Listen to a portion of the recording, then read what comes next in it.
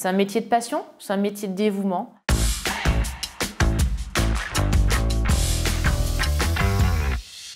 C'est un travail d'équipe, tout le monde travaille dans le même sens.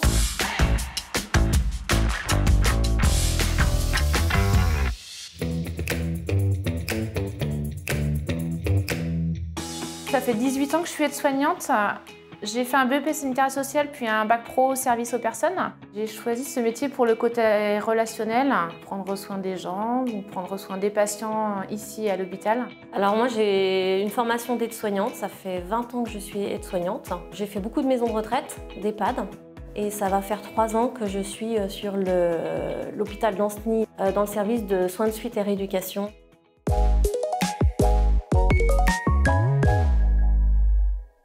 Nous avons deux horaires différents, donc le matin et le soir. 6h30 à 14h30 ou 13h40 à 21h10. Quand on est du matin, on fait les transmissions avec l'équipe de nuit. Les transmissions, c'est l'état de la personne. Donc on a l'écho de ce qui s'est passé dans la nuit. Et puis si on n'est pas là depuis plusieurs jours, on nous explique en fait la pathologie de la personne, pourquoi elle est là, le motif d'entrée et les soins à apporter. Donc après les transmissions, nous les aides-soignantes, on prend les températures. Puis ensuite on commence les soins d'hygiène. À 8h, c'est l'heure du petit déjeuner.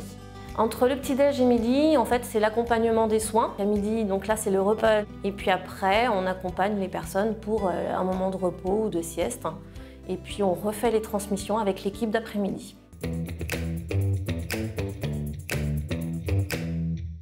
Les valeurs d'une aide-soignante sont la bienveillance, l'empathie, le relationnel qu'on a avec les patients, en fait. Le prendre soin de nous-mêmes avant de prendre soin des autres aussi. L'équité, on n'est pas là pour juger, on est là pour leur apporter de l'aide.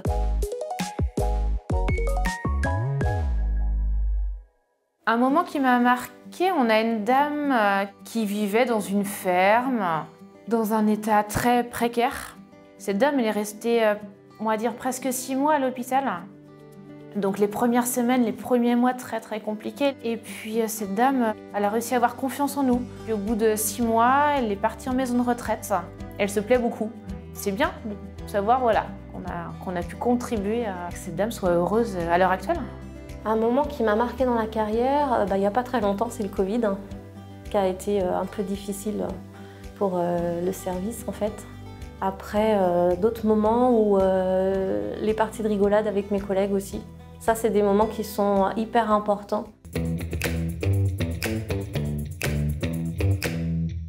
Les difficultés du métier sont les horaires, les personnes qui sont en soins palliatifs, quand on a des situations difficiles.